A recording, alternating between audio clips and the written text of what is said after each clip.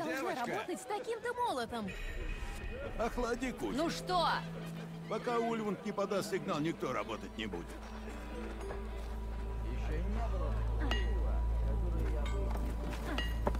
Как дела, молот тебе в жир? Лавка закрыта? Ага. Можно поработать у верстака? Останавливать не буду. Гнев и пламя. Да проще рыскаря приручить.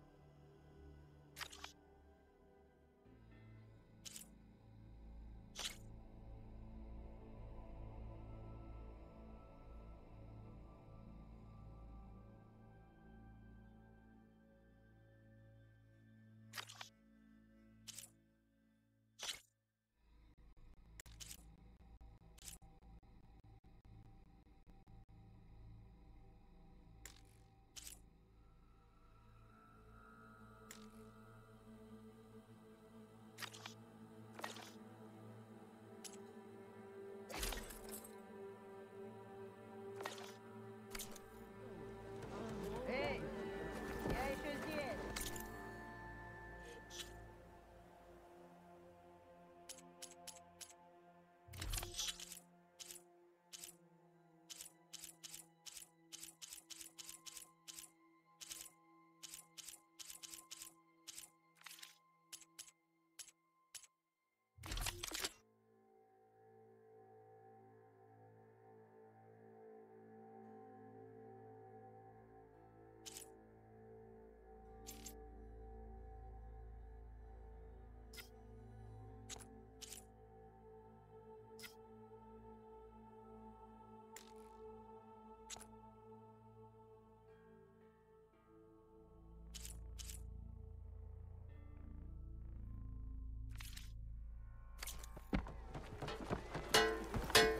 Лавка закрыта, рыжая.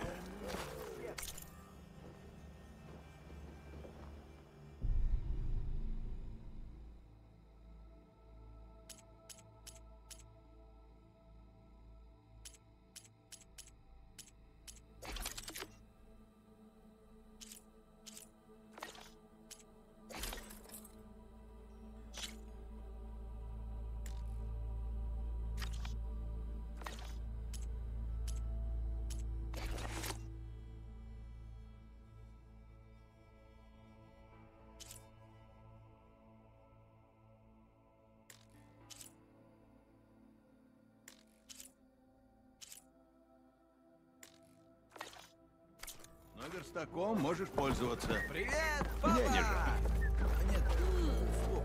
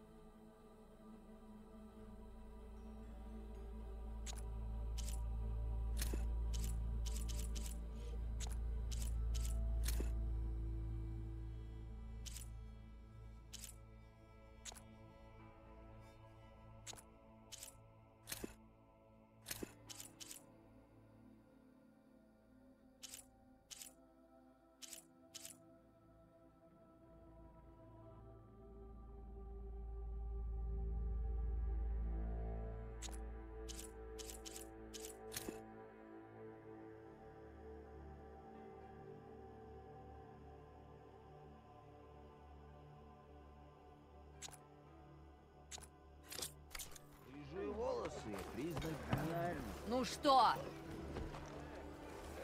Вот это сюрприз! Ты давно... Эй, кажется, мы знакомы. А если об этом узнают Ульван и его хранитель? Кто-нибудь видел куда... О, не ожидал тебя тут увидеть. Кто-нибудь порадуйте меня. Ну, напарник и говорит. Я тебя уже видел. Нет, зато кусачки есть.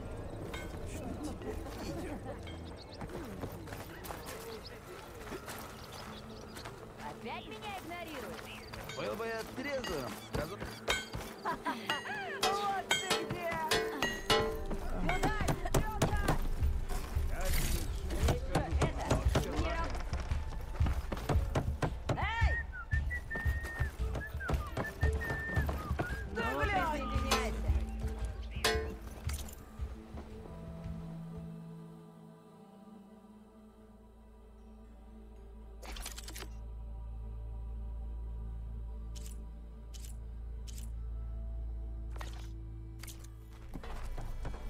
Да, ты! Я знаю, что ты меня видишь. Это, мне работать надо. Я практически древний. Сюда, сестренка! Привет, юной деве.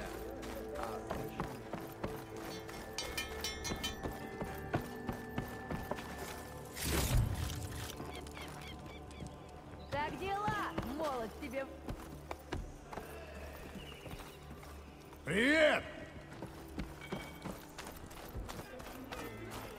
Кажется, я потерял свои штаны. А, да. Вот же.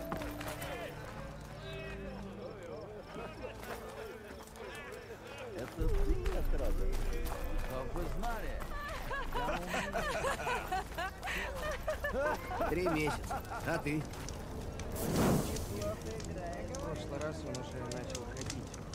А я его пропустил. Да, паршиво. А я снова пропустил день рождения дочери. 2-й год подряд. Проблема, Ульвунд. Ведь секачи досаждают. Чего ты хочешь, Ульвунд? Тебе нужны осколки. Дорогой наместник, считаешь, меня можно купить? Если вам нужен мой сигнал, просто заставьте своих солдат убрать отсюда секачей и подпишите закон об уступках. Поймите, другого выбора нет. Привет. Спасительница, вовремя как никогда. Мы можем обсудить крайне важные для Дома Солнца дела? Можем. Позже. Хорошо. Я буду ждать. Итак, спасительница, избавившая мир от Дервала и Гелиса. Допустим. Я слышал много сказаний о красоте и храбрости юной воительницы. Владелец Ульвунд, к твоим услугам. Ну, и что оторвало тебя от шелков и лучших вин Меридиана и привело в наше жалкое поселение? Спасительница нужна и в других землях. Я иду с посольством. Посольством? Но во имя кузни... Шестерни большого механизма. Значит, ты здесь проездом? Уйду, как только разберусь с вашими проблемами и спасу, кого нужно. Ты про секачей. Чтобы посольство прошло здесь, нужно их истребить. Так, у тебя много дел? Не отвлекаю. Не так быстро.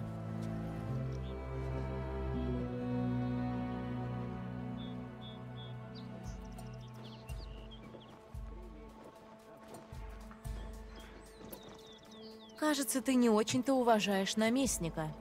Что ж, я не собираюсь расшаркиваться перед каким-то нарядным чиновником, когда моих товарищей по работе принижают, ущемляют и эксплуатируют. Как благородно. Благородно? Я родился с молотом в руке, не получил ничего по наследству или в дар от правителей. Все, что у меня есть, я добыл себе сам. И где сейчас твой молот? Бремя руководства заставило меня отложить его. Карха сидят в безопасности, пока Азерам рискует жизнями в местных шахтах. Пора было вступиться и сказать «хватит».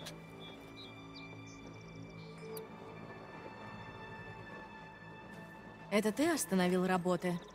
Именно так. Мы рабочие, а не солдаты. Пусть Карха разберутся с машинами и дадут нам честные условия труда, без риска для жизни Азерам. Честные условия? Это твой закон об уступках? Это не мой закон. Я выступаю от имени всех рабочих Азерам на этой земле, которые трудятся, не покладая рук, пока Карха делит прибыль. И в обмен на все их богатства мы просим лишь передать права на землю народу, который на ней живет. Ясно. А какую долю получишь ты? Лишь небольшое вознаграждение за мой вклад в благополучие сообщества.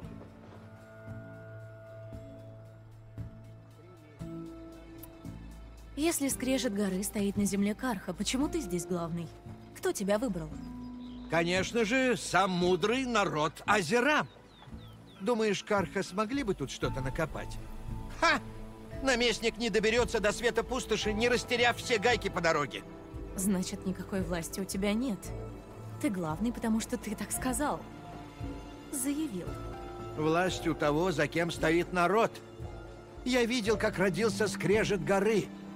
Я ведь почти что его основатель. И честные люди знают, что без меня тут все развалится.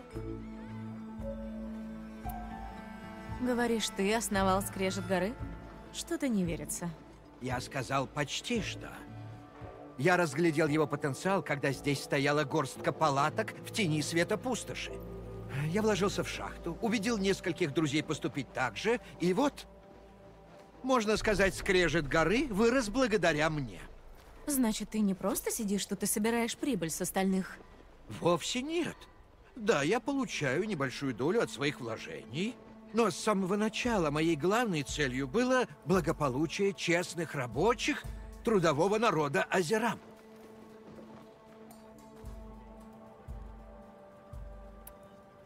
Где гудок?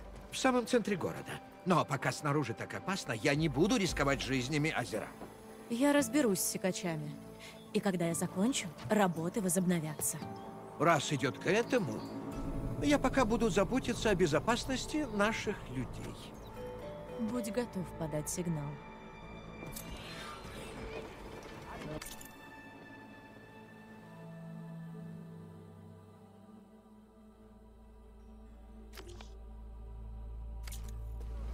Надо узнать, что хотел тот наместник Карха.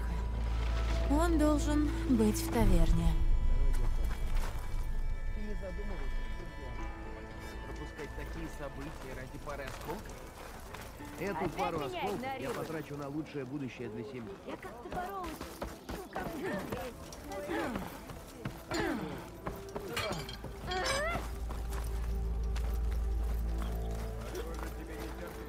Знаешь, что нам нужно? Хорошенько разведать.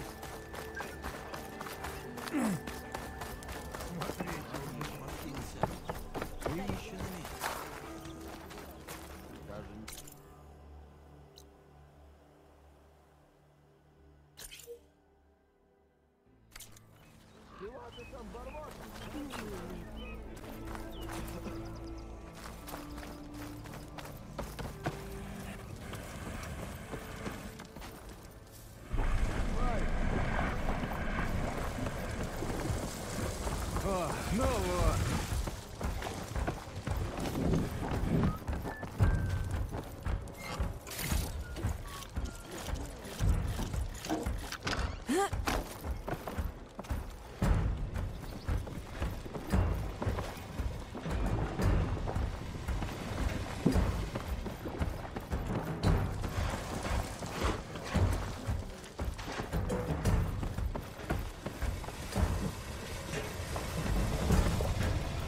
Смотри, куда прешь!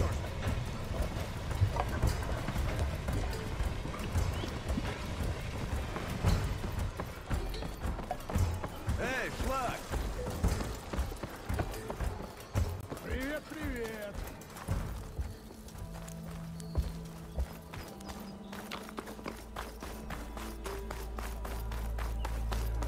Эй, да, ты!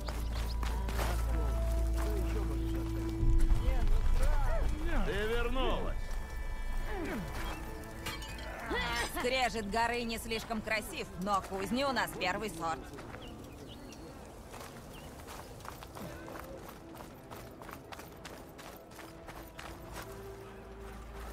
И чего ты так смотришь?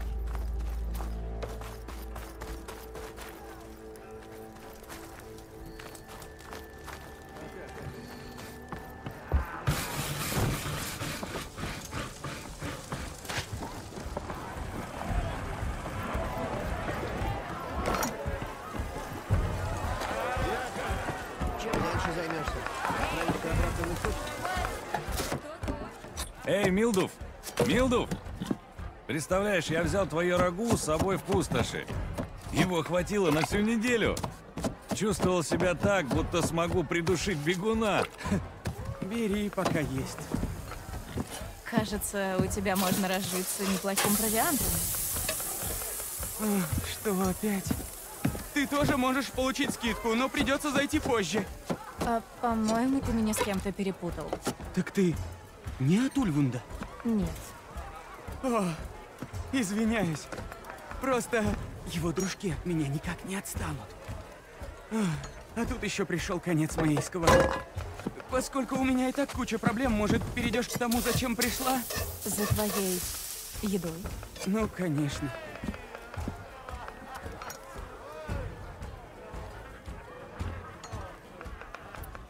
Люди Ульвунда создают проблемы? Ох, да.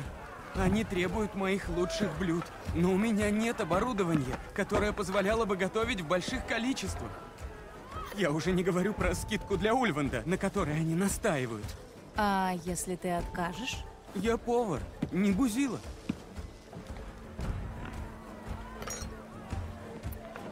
Как ты попал в Скрежет горы? Услышал о новом развивающемся городе на границе. Где город, там и таверна. А я работу искал. Ну, пришел сюда и стал готовить. Некоторые тут ни разу не пробовали простого рагу из кабанины с ягодами. В общем, все возвращались, чтобы поесть еще. Еда им понравилась. Или эль. Тот клиент сказал, что твоя пища помогла ему выжить. Мне в пути такое пригодилось бы. Я бы с удовольствием помог, раз у тебя хватает приличия вежливо попросить. Но... Но у меня больше нет моей особой сковородки, а без нее я не могу готовить свои фирменные блюда. Не хочу думать, что будет, когда придется отказать Ульвунду и его дружкам. Даже если бы у меня были ингредиенты, я ничего не приготовлю. Если только ты не принесешь мне временную замену. Что тебе нужно? Из ингредиентов несколько кусков хорошего мяса и большой пучок стеблей горьколиста. Вот и все. А насчет сковороды, на время хватит листа рифленого железа, пока не сделают новую. Поищи в запасах мусорников, вдоль реки на северо-востоке. Не волнуйся, я его почищу. А кабанов и горьколист найдешь без проблем. Судя по одежде, ты хорошая охотница и собирательница. Я поищу. Спасибо тебе. Так вот, как звучит благодарность. И не давай никому собой помыкать, ладно? Постараюсь.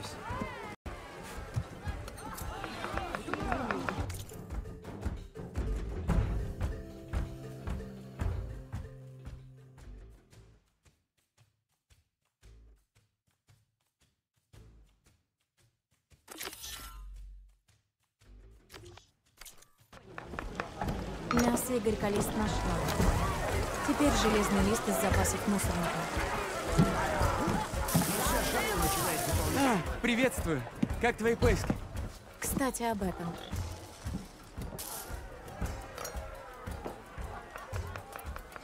Что тебе нужно для коронного блюда? Для начала лист рифленого железа. Буду готовить на нем, дожидаясь новой сковороды.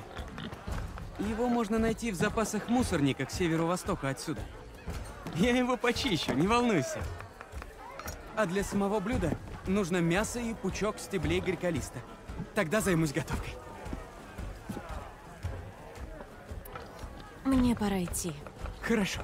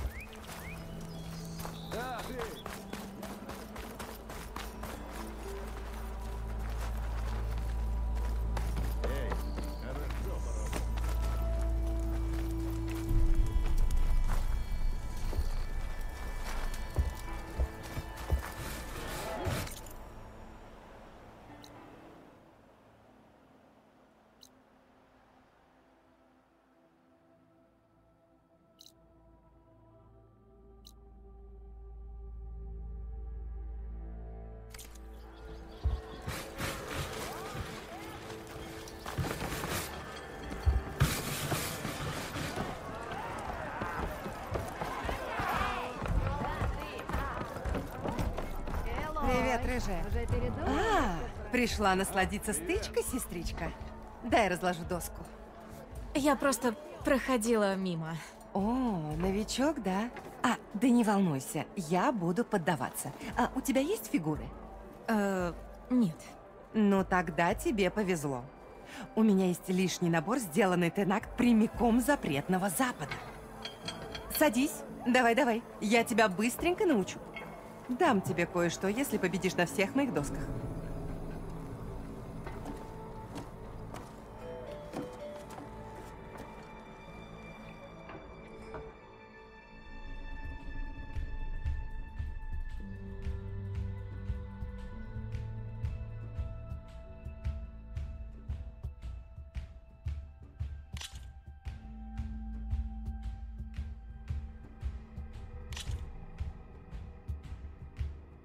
Отлично.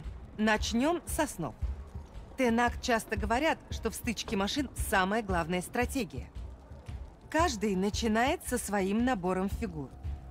Каждая фигура представляет машину и стоит определенное количество очков победы. Для победы в игре нужно набрать 7 очков, уничтожая машины противника. Да, запомнить информацию о каждой машине может быть непросто, поэтому мы пользуемся этими записями. Видишь число в верхнем правом углу? Там в записях также указано, как далеко ходит фигура,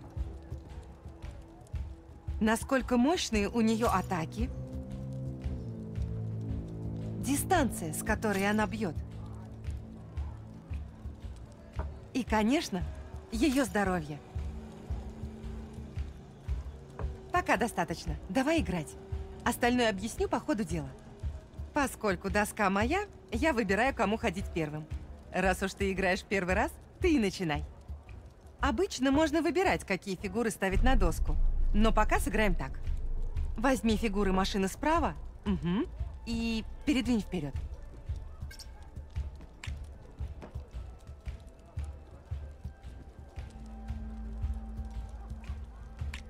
Не забывай, что каждая машина ходит только на определенное расстояние. Посмотри в записях, если вдруг забудешь. Ничего сложного, да? Итак, каждый раунд ты можешь ходить двумя машинами. Так что давай, возьми вторую машину.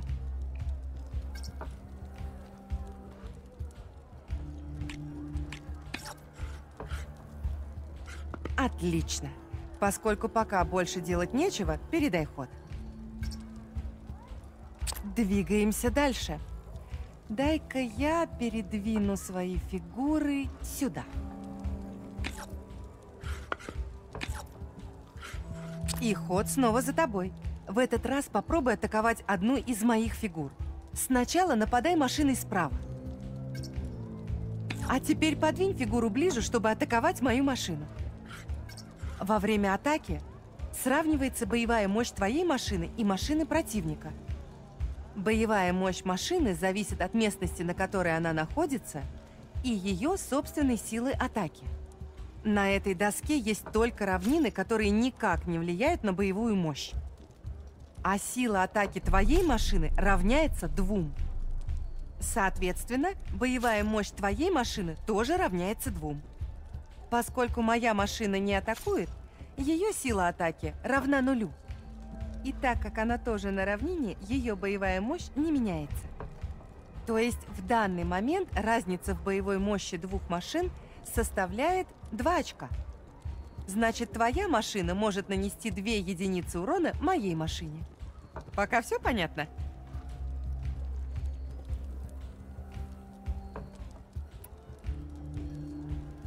Я знала, что ты умная.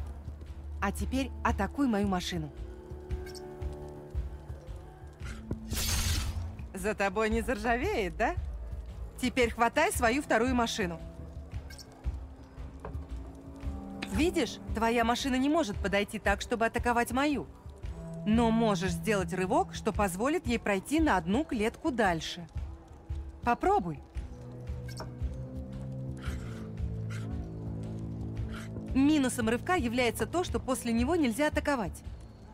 В подобных случаях некоторые игроки идут на риск и используют заряд.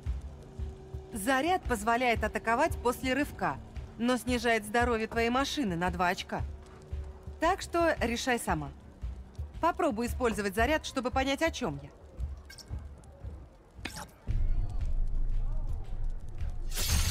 На этом твой ход закончился.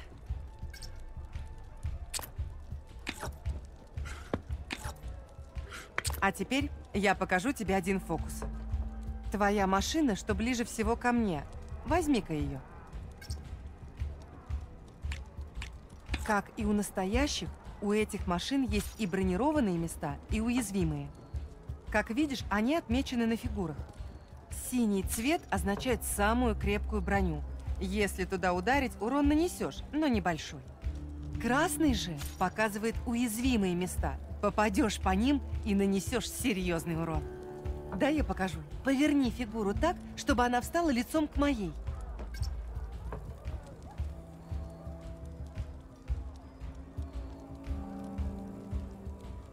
А теперь нанеси удар.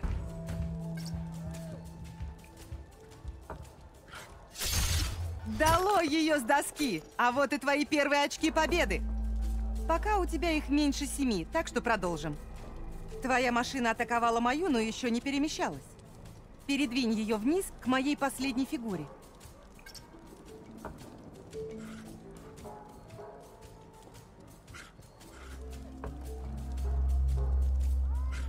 Ты атаковала машину и передвинула фигуру. Но, если зарядишь свою машину, сможешь атаковать еще раз. У твоей машины так мало здоровья, что придется ею пожертвовать для победы. Но иногда это того стоит. Заряди свою машину, чтобы атаковать мою 2-й раз, и увидишь, о чем я.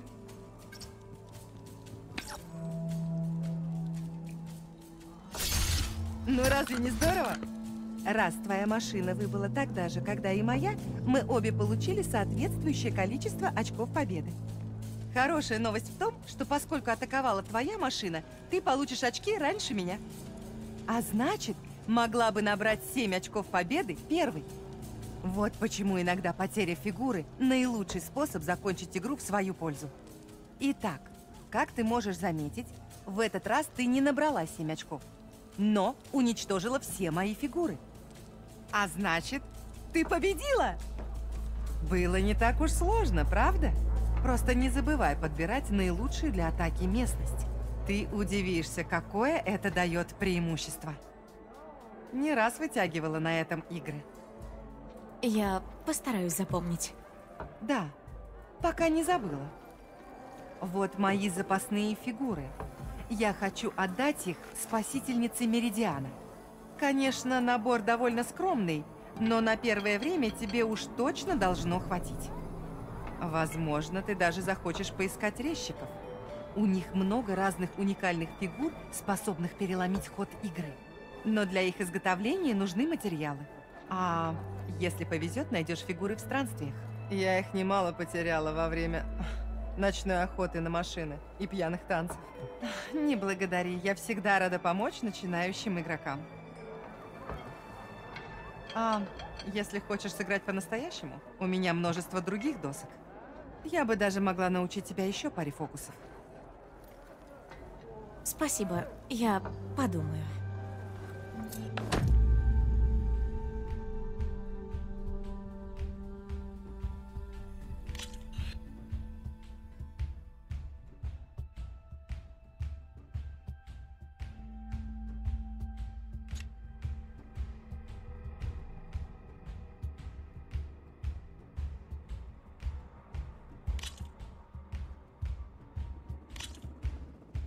Да, я знала, что сделаю из тебя отличного игрока.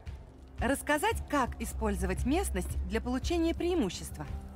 На этой доске есть все типы местности, которые встречаются в стычке.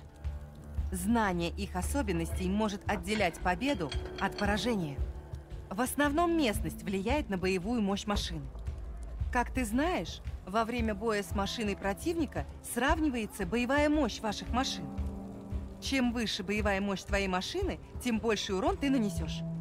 Поэтому поиск подходящей местности крайне важен для победы над противником. Давай, я покажу. Возьми фигуру слева и передвинь, чтобы атаковать мои машины. Теперь давай посмотрим на боевую мощь машины.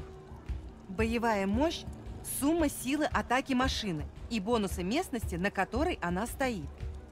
Поскольку твоя машина атакует, она задействует свои 2 очка силы атаки. Кроме того, она стоит в лесистой местности, что добавляет еще 1 очко. Сложи их, и получится, что у твоей машины 3 очка боевой мощи. Моя машина находится на равнине, и бонус местности равен 0. К тому же она не атакует, и ее сила атаки не учитывается. Поэтому моя боевая мощь равна 0. Значит, твоя машина может нанести 3 единицы урона. Давай, попробуй. Вот так. Запомни, выбор правильной местности не только помогает в атаке. Он также может защитить твою машину от атаки. Поставь другую фигуру перед моей второй машиной. Поскольку твоя машина атакует, она задействует свои 2 очка силы атаки. Она стоит на равнине. Этот тип местности не дает бонуса. Это означает, что боевая мощь твоей машины насчитывает 2 очка. Моя не может использовать свою силу атаки, поскольку она обороняется. Но она имеет бонус местности. Она стоит в лесу, что добавляет ей 1 очко. Это значит, что ее боевая мощь равна 1. Итак, передняя часть моей машины окрашена в синий.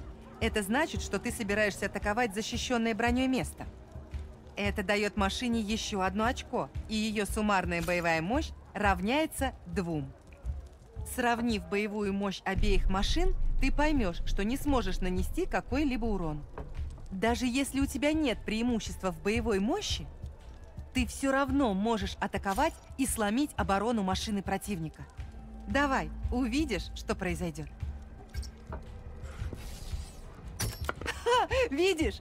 Сломив оборону машины, ты можешь оттеснить ее назад. Да, обе машины получат по 1 очку урона.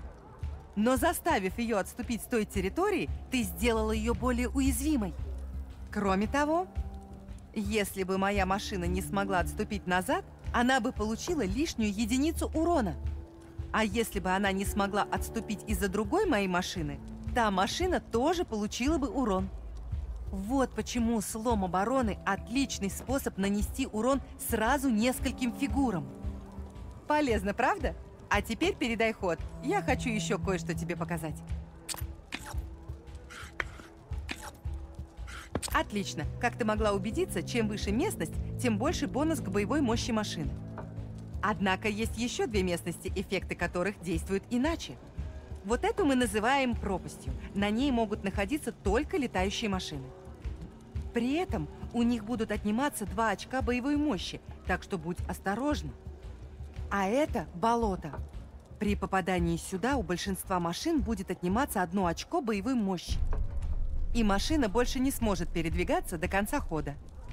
Ну давай покажу. Возьми ту машину слева.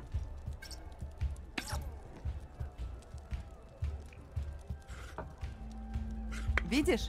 Теперь, чтобы переместиться, тебе придется ждать следующего хода. Или же можешь зарядить машину, чтобы выбраться.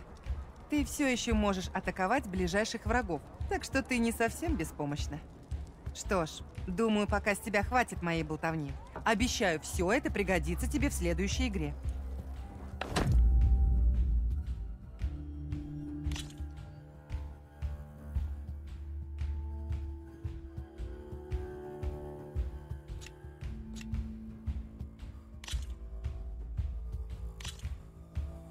Хочешь новые подсказки? Тогда давай я расскажу тебе побольше об игровых фигурах. В обычной ситуации ты сама выбираешь, какие машины разместить на доске. Каждая стоит определенное количество очков размещения. На размещение армии можно потратить до 10 очков. Понимание особенностей каждой машины и создание армии по твоей стратегии – вот ключи к становлению мастером стычки машин. Есть несколько вещей, которые нужно держать в уме, собирая армию.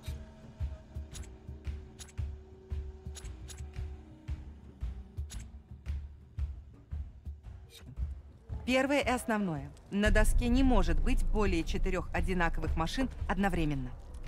Учитывая это, большинство игроков выбирают машины по дальности их перемещения и по их силе атаки. Но опытный игрок в стычку выбирает машины по типу и по способностям. Теперь давай посмотрим. Возьми ту машину слева. Отлично. Теперь поговорим о различиях в том, как машины атакуют противников, то есть о типах машин. Взглянув в записи, ты увидишь, что вот это машина ближнего боя. Также это можно понять и по форме основания фигур. Машина ближнего боя атакует первую машину в зоне досягаемости и никого другого. Мы все это уже видели, так что подвинь ее вперед, чтобы я могла показать остальное. Отлично, теперь возьми другую машину. Кажется, здесь у нас машина типа стрелок. Она будет атаковать только самого дальнего врага в зоне поражения. Подвинем эту машину вперед и закончим ход, чтобы посмотреть на остальные фигуры.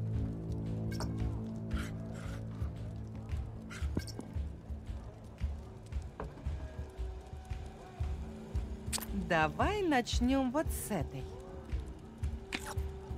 Это машина таранного типа. Атакуй ей врага и сможешь оттолкнуть его назад. Вот так. Видишь, моя машина заняла на доске то место, где была твоя. Это отличный способ лишить противника преимущества, если он находится выше. Осталось посмотреть еще на одну. Это просто прелесть, а не фигура. Машина пробивного типа. Во время атаки она движется в сторону границы зоны поражения, повреждая все машины на своем пути, включая твои. Поэтому хорошенько осмотри доску, прежде чем отправлять ее в бой. А еще убедись, что ее атака закончится в свободной точке. Иначе ты вообще не сможешь атаковать. Давай я покажу.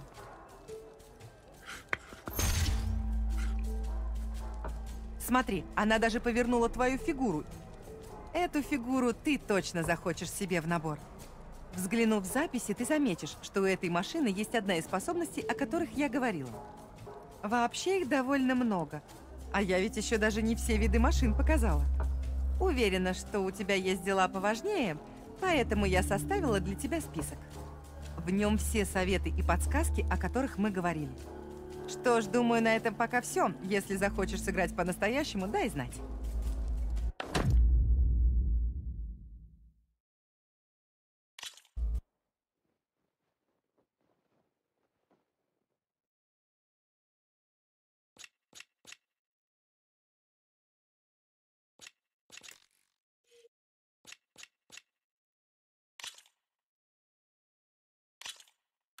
Это будет весело.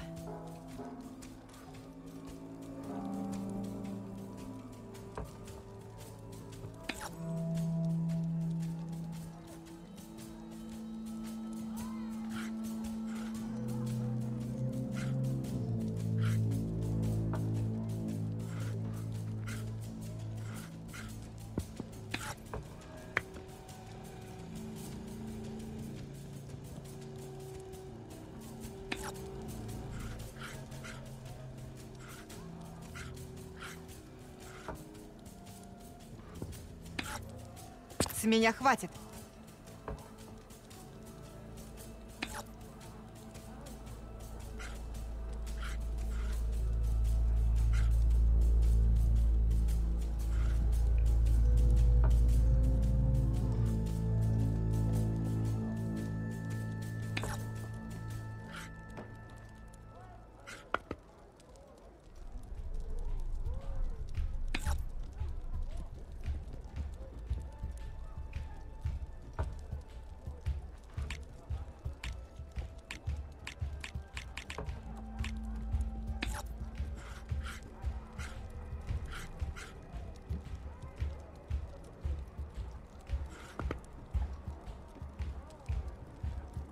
Теперь я.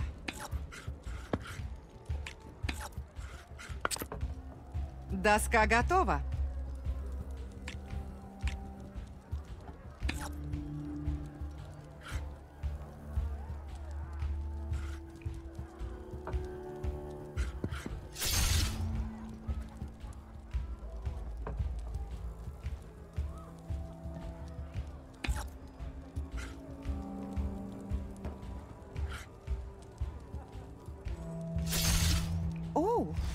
осталась последняя машина.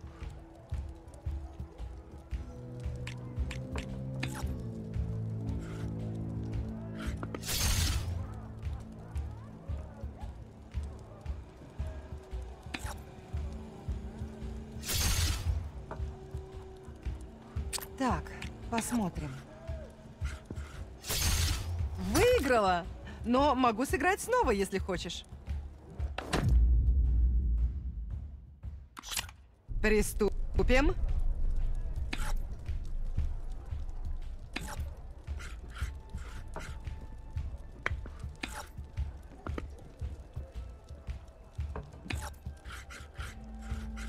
Пора делать ход.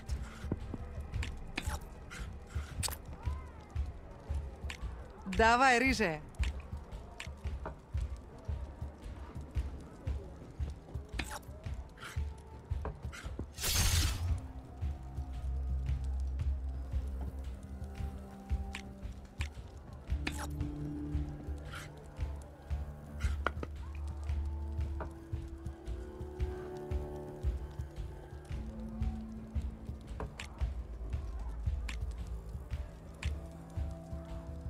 Пора взяться всерьез.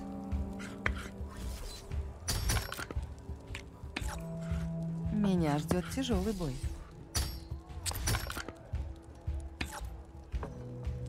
Твой черед.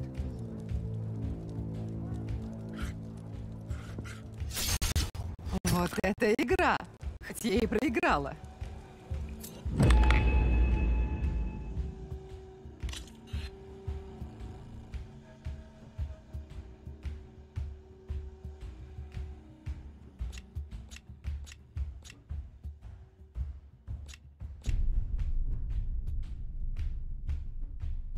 Заглядывай еще.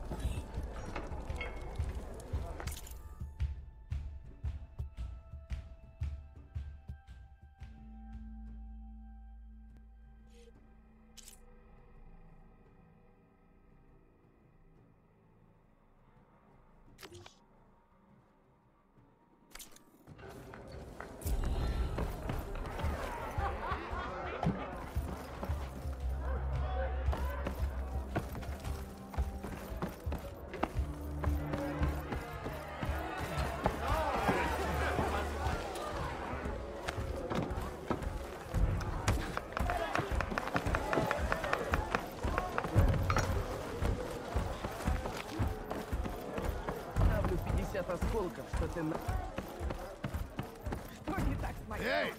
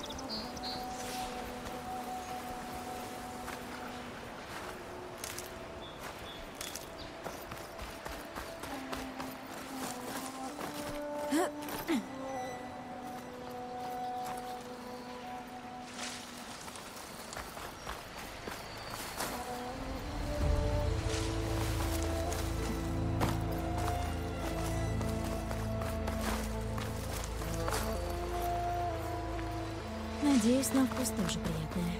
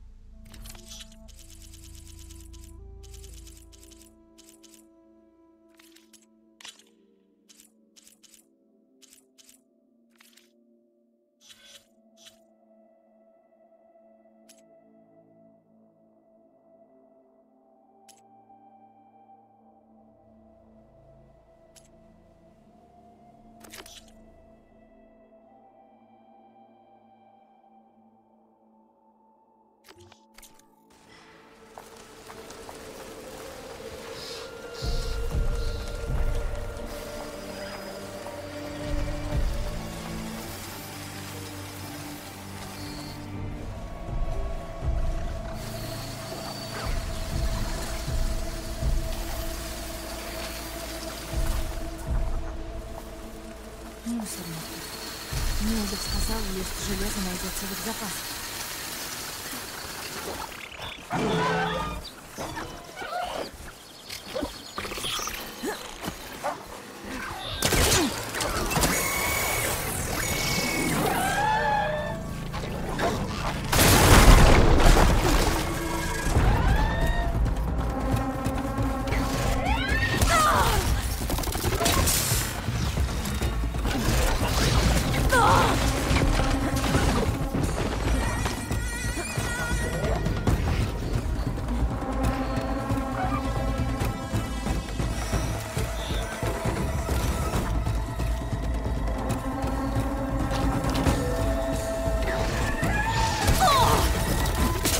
Можно идти дальше.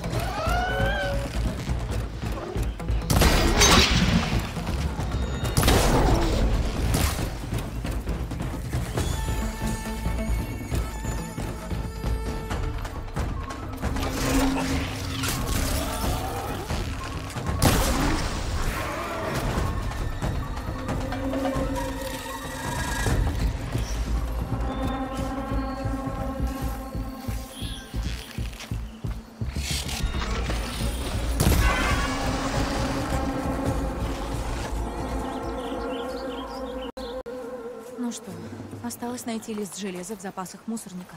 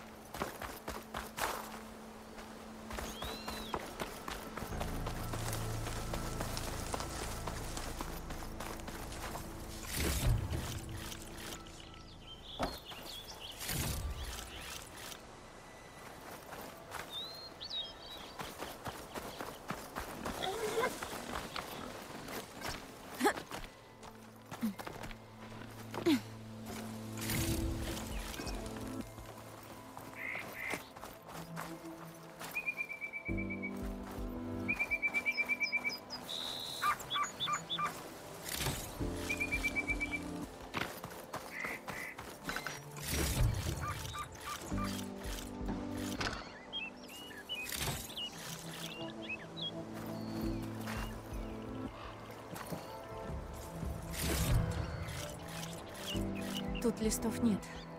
Надо осмотреть другую кучу.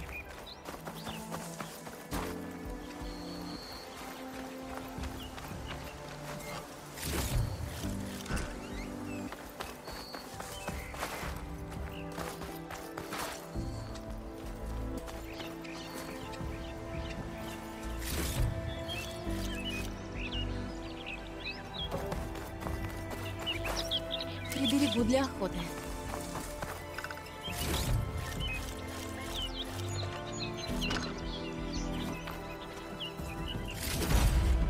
Вроде у меня есть все, что нужно Милдуфу. Вот и хорошо. И я проголодалась.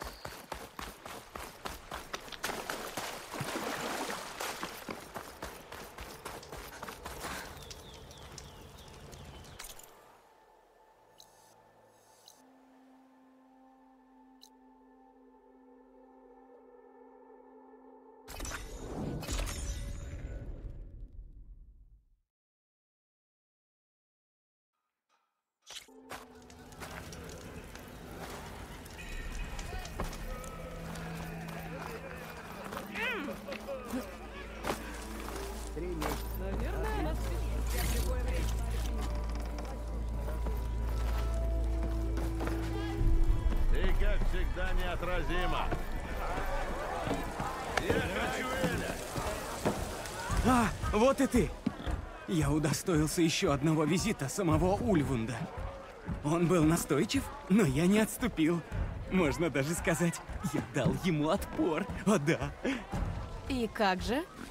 В его блюдо я положил 3 щепотки соли вместо 2. Каждое путешествие начинается с первого шага. Кажется, это все, о чем ты просил. Раз уж ты меня вдохновила, постараюсь ответить тебе тем же. Пора готовить.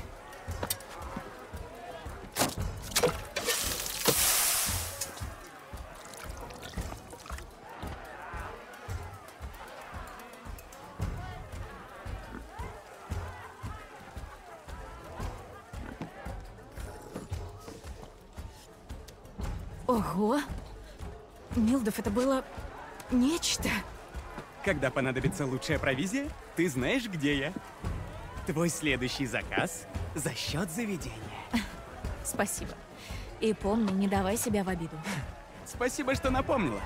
Я как раз готовлю следующую порцию своего особого блюда. До новой встречи.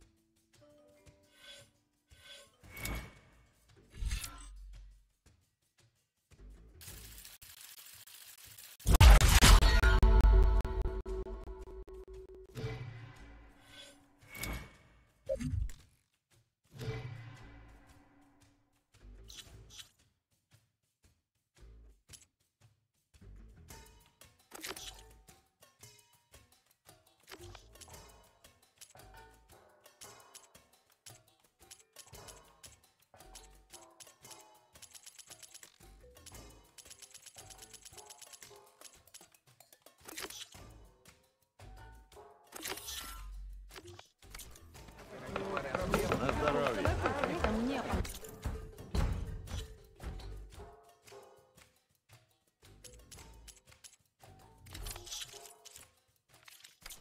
Пару открыл, я потратил на лучшее будущее жизни.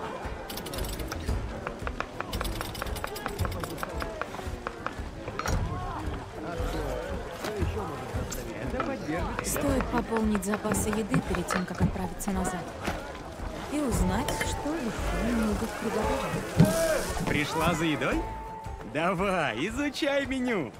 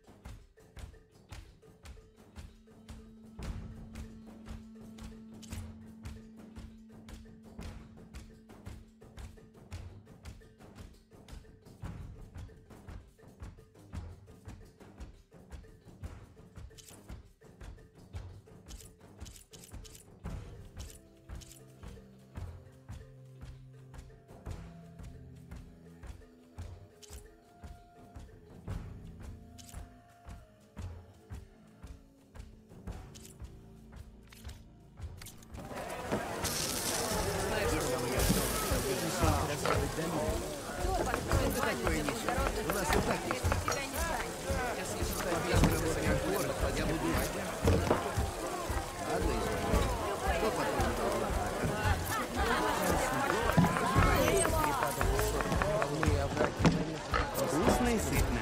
Гарантирую. Это помогло бы найти еще не освоенное место. Он прав.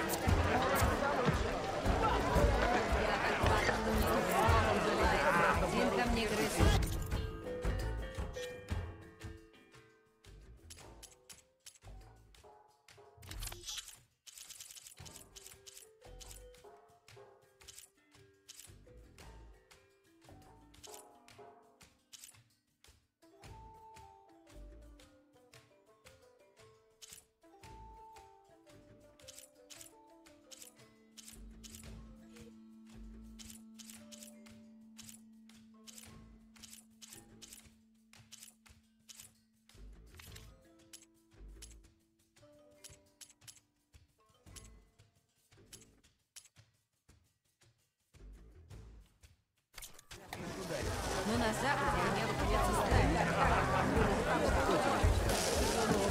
О, это будет жгучая трапеза.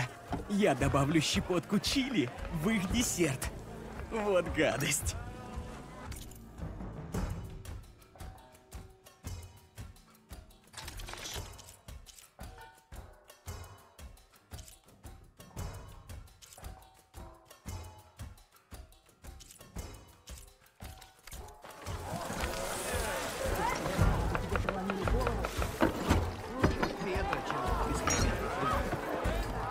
О, спасительница! Сюда! Эй, осторожно! Спасительница, спасибо за уделенное время.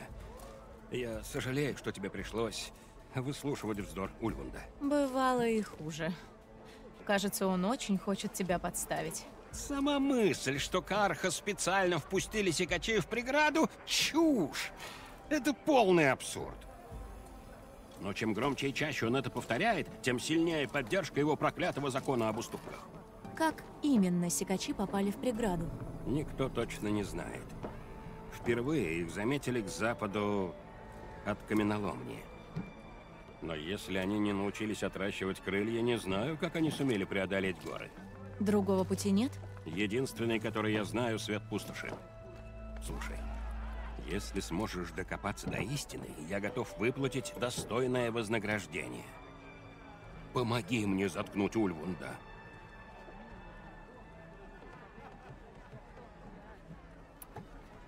А что за закон проталкивает Ульвунд? Он хочет, чтобы Дом Солнца передал часть преграды во владение Азерам. Причем ту, которая представляет какую-то ценность. Дай угадаю. Он хочет получить с этого выгоду. Именно. Если преграда будет у Азерам, будут и дополнительные средства для их бесчисленных проектов. А без закона он средств не получит? Нет. Пока существует вероятность, что Дом Солнца закроет им доступ. Вот почему этот закон так для него важен. Ему выгодно свалить вину за появление сикачей на Карха, как бы абсурдно это ни звучало. Как эти обвинения помогут Ульвунду добиться принятия закона? Оглянись. Это владение Дома Солнца. Но в скрежете горы одни железки, ржавчина, да дрянной эль. Говорит, что Карх выпустили сикачей, чтобы тем самым запугать и заставить подчиняться Азерам. Что ж, могу лишь ответить, что здесь все помнят зверство безумного Короля Солнца. И пока работа в долине стоит из-за сикачей, Ульвунду хватит времени разбередить едва зажившие раны. А если Азерам откажутся работать без этого закона, у тебя не останется выбора. Верно. Восстановление света пустоши должно продолжиться.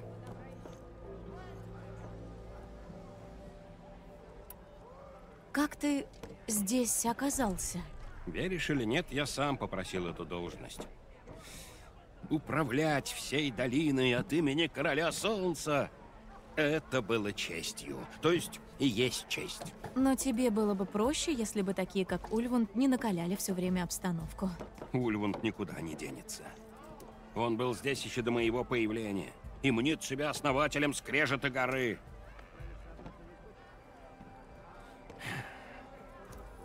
Я найду способ с ним ужиться. Я должен.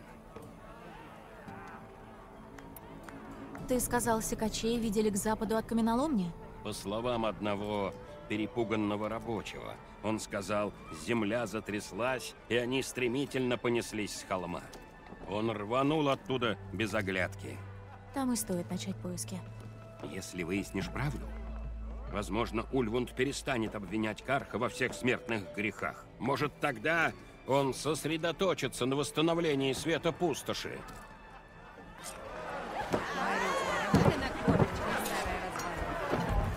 Если бы я ждал наставлений на ночь,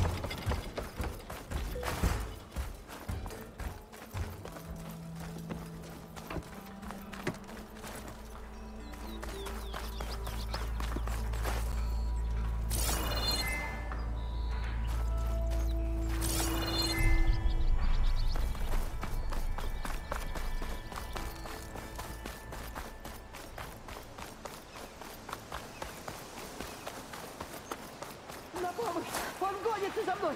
Сикач его сейчас затопчет. Спрячься! Хвала кузне, ты тут проходила. Не выходи, пока тут опасно. Меня уговаривать не надо.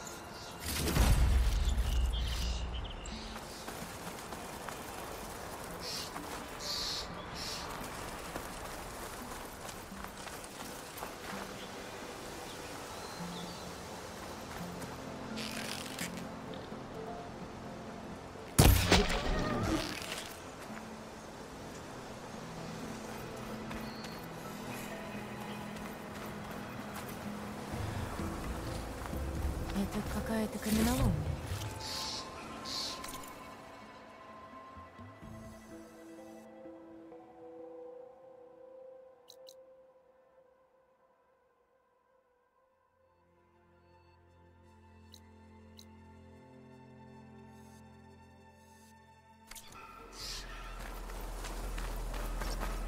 Эй, девчонка, беги, тут опасно!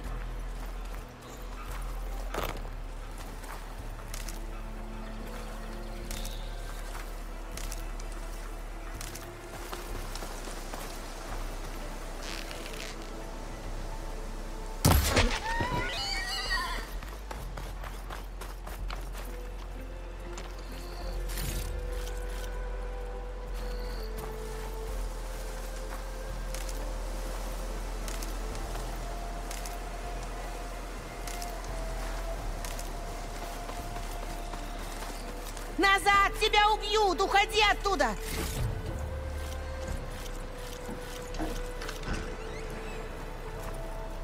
Ты выбрала неудачный день для экскурсии.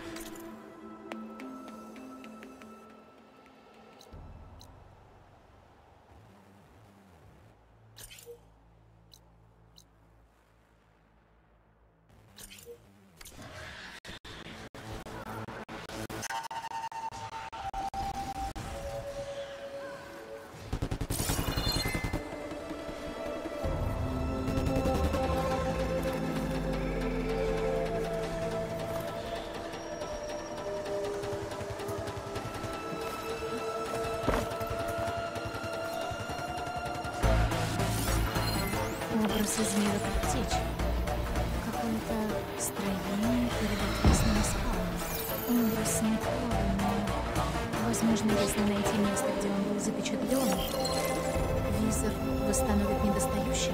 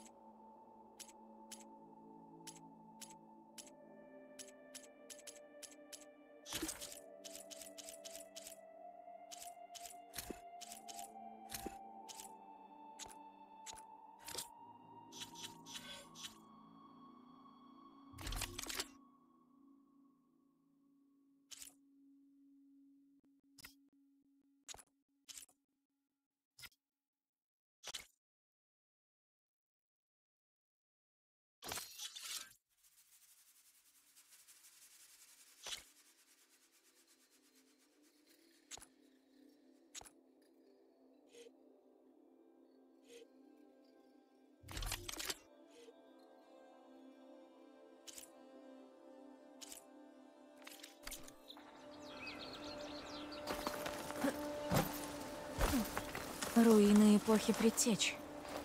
Внутри наверняка есть что-нибудь интересное.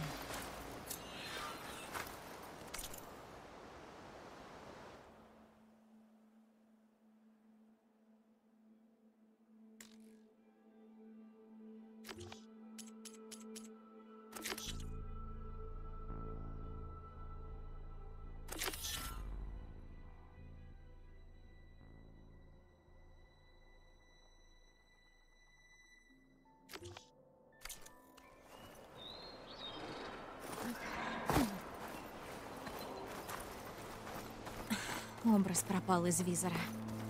Наверное, я слишком далеко.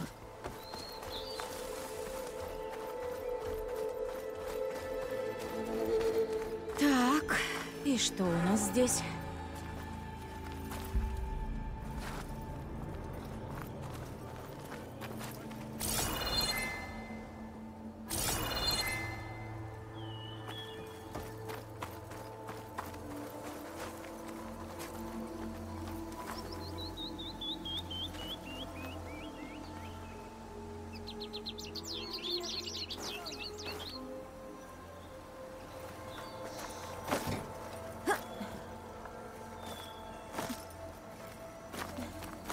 Реликвия.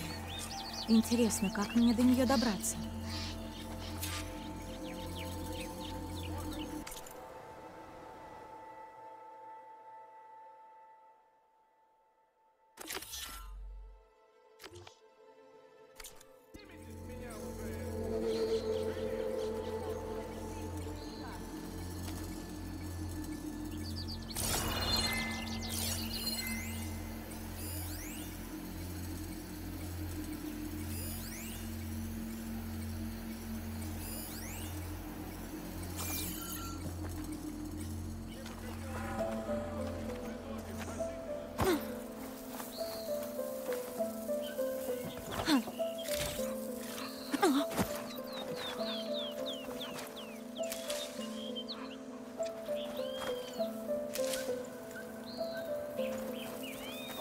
Я в зоне действия обзорной точки.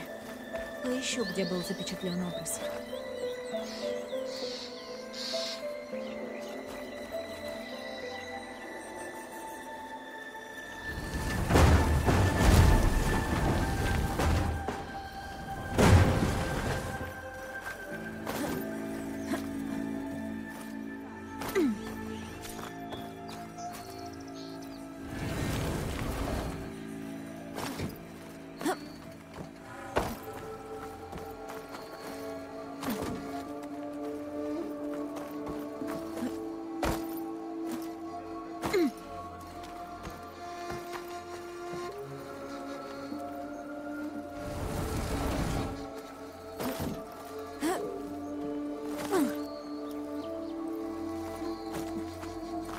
Похоже, чтобы открыть дверь, нужен какой-то блок доступа.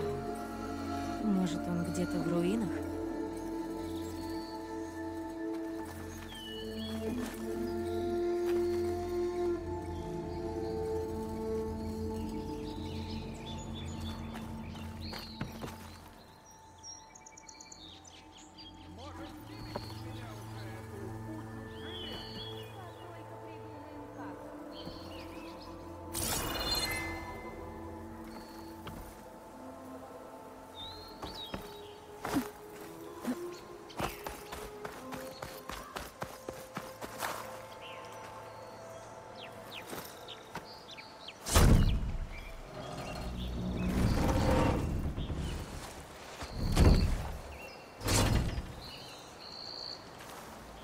Спасибо, спасительница.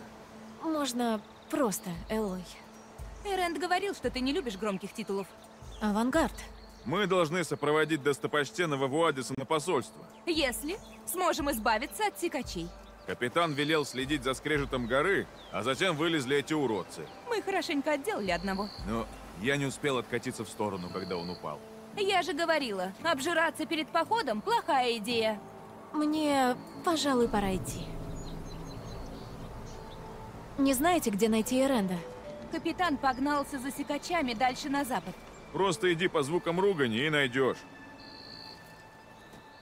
Ну а если сама наткнешься на секачей, то очень постараюсь откатиться. Если хочешь, можешь захватить их с собой. Они бывают полезны. Спасибо. Береги себя.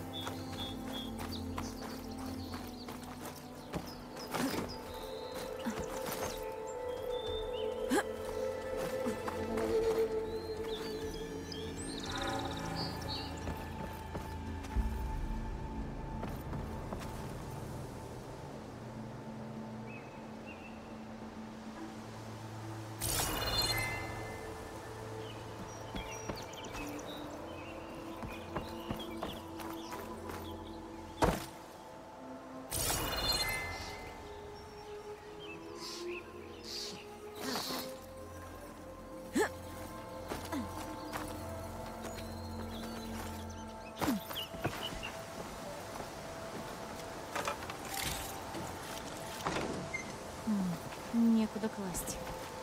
Положу в хранилище.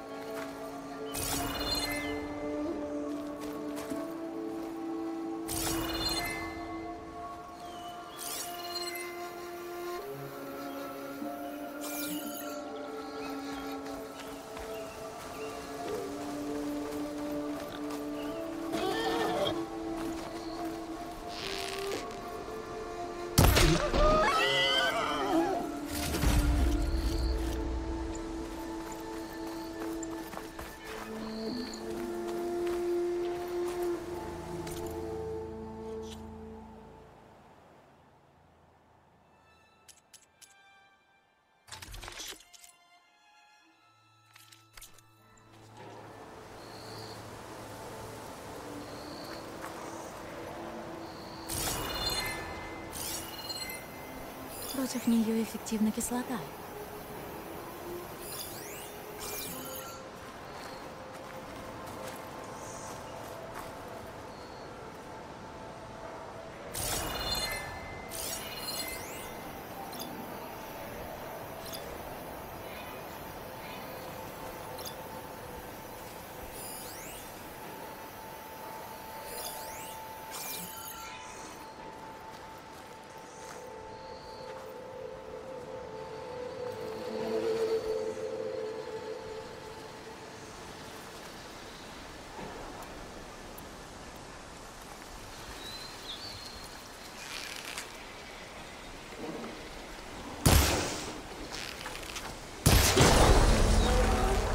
Визор может засечь что-нибудь, что я упустила.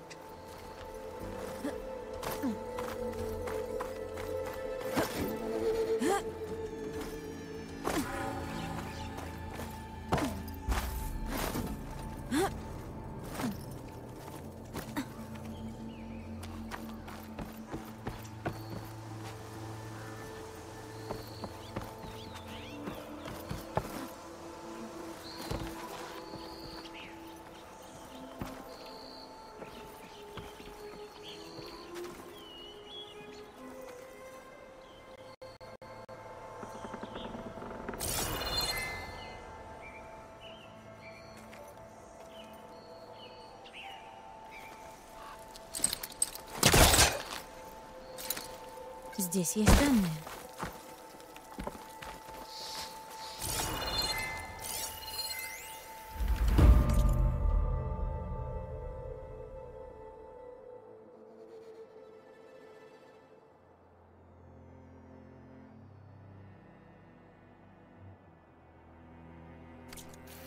В этих данных есть пароль от закрытой двери.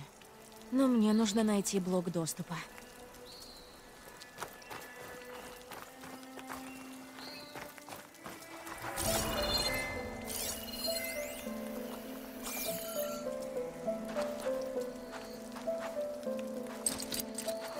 Вряд ли это можно потянуть.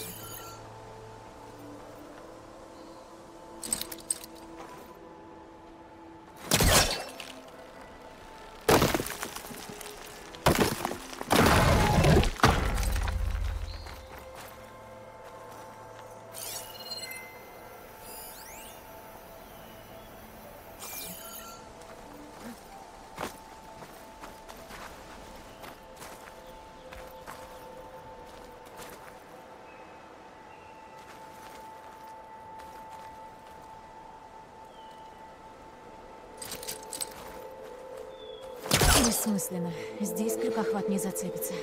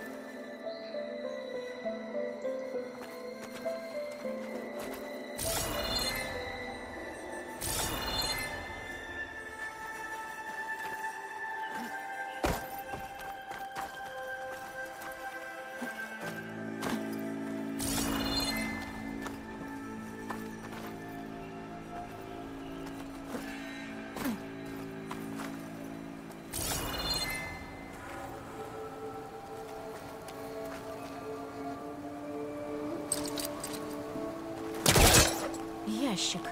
Пригодится. Быстро не получится.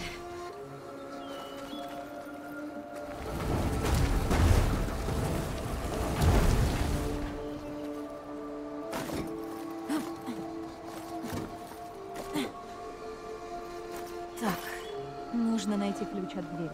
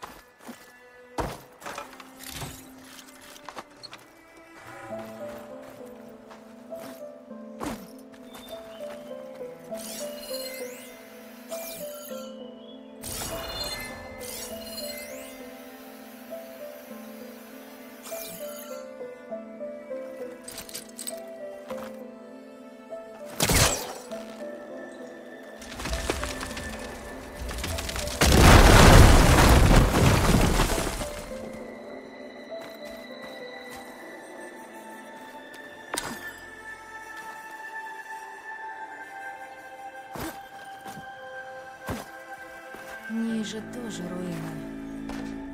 Куда теперь?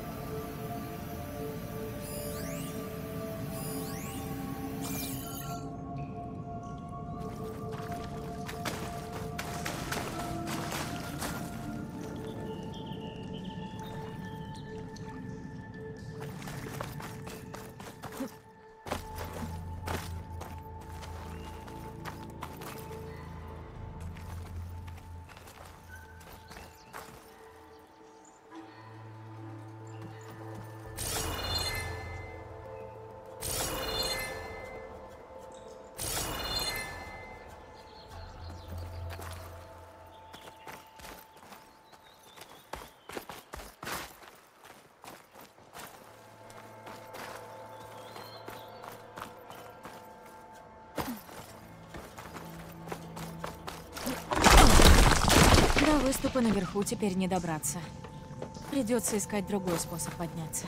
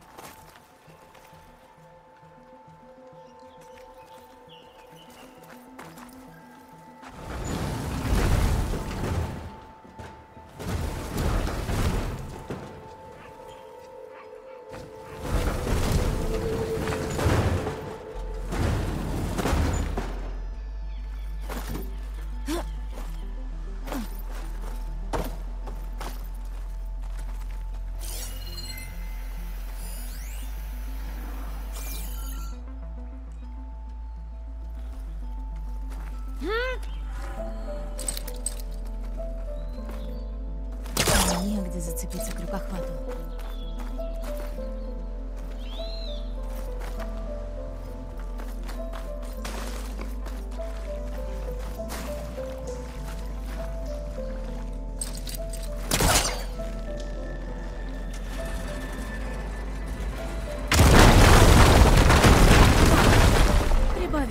света.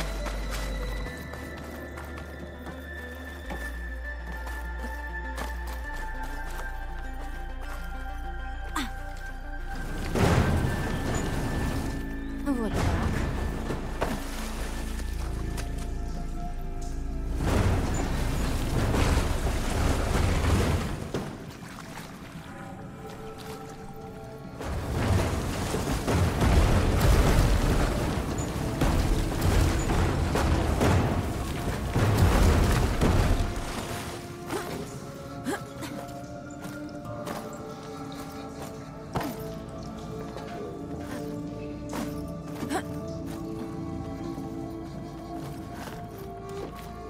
Так, куда ведет этот путь?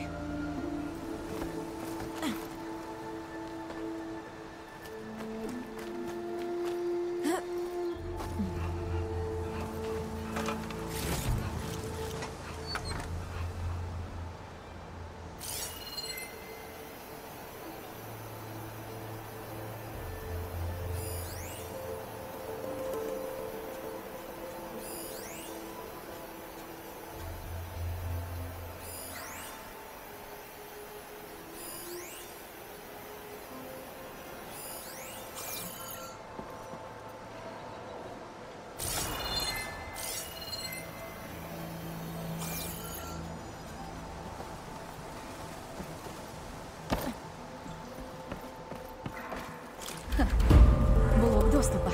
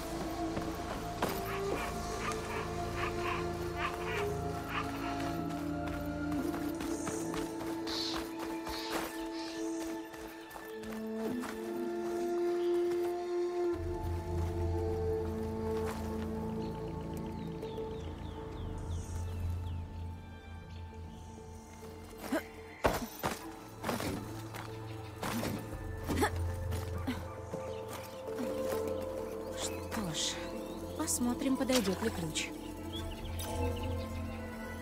Так. Похоже, здесь тоже нужен пароль. Думаю, найденные данные тут помогут.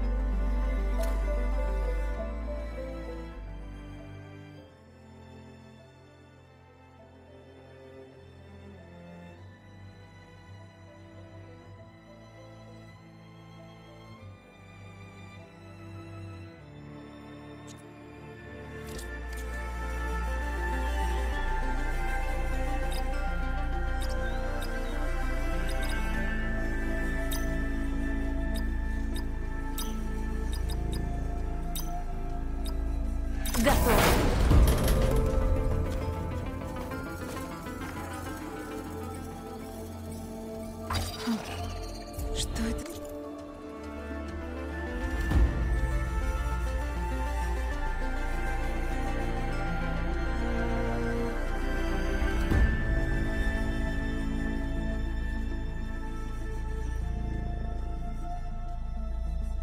За штука.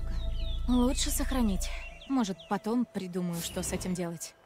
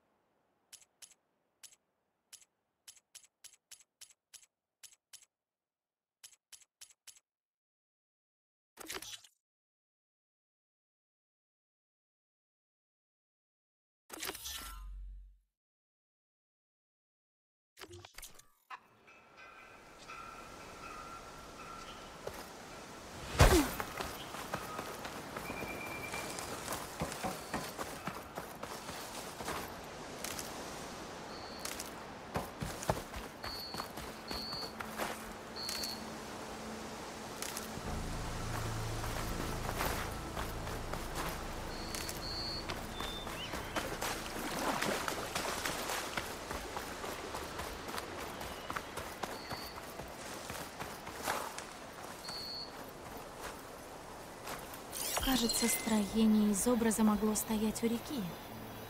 Может, там рядом был мост?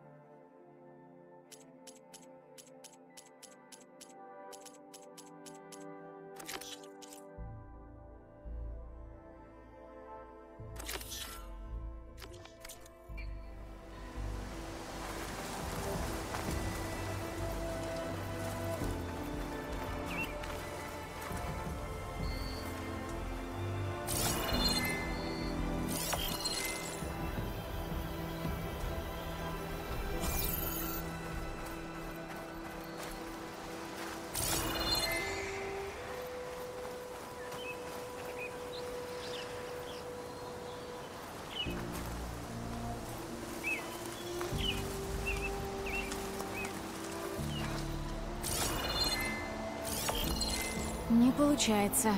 Попробую с другой точки.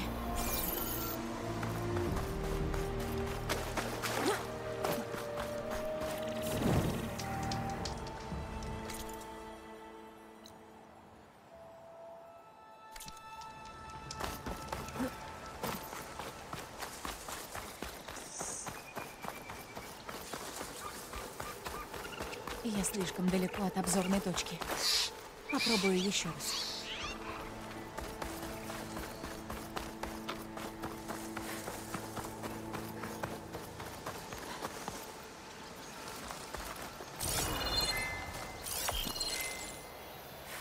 Ладно, попробую еще раз. Кажется, это строение находится перед отвесными скалами.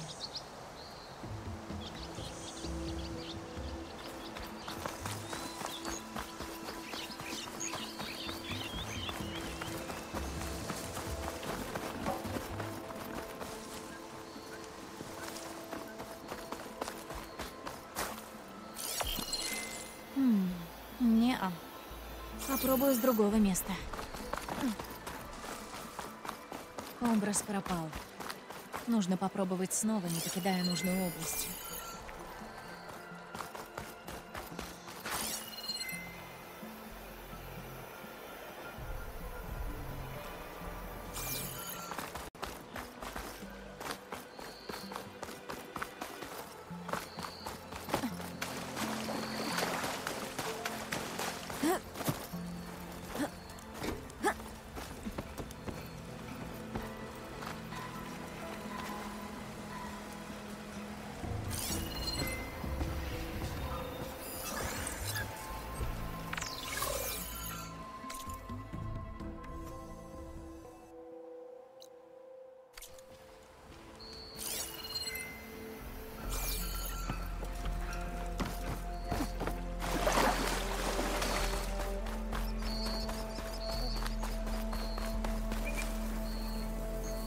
Кажется, строение из образа могло стоять у реки. Может, там рядом был мост?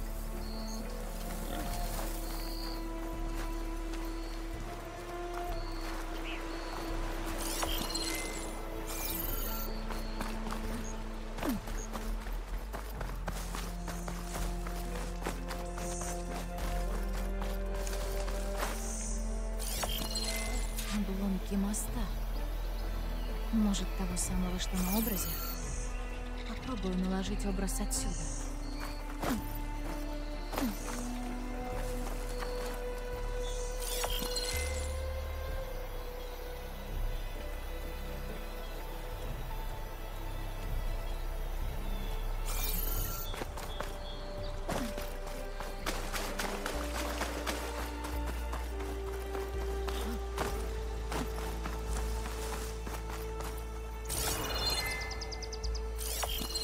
Кажется, я почти в нужном месте.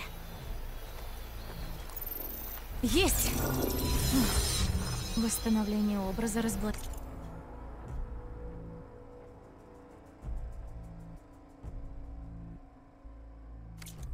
Данные. Похоже, эти обзорные точки были сделаны... Miriam Technologies. Это компания Элизабет. Интересно, удастся ли найти другие?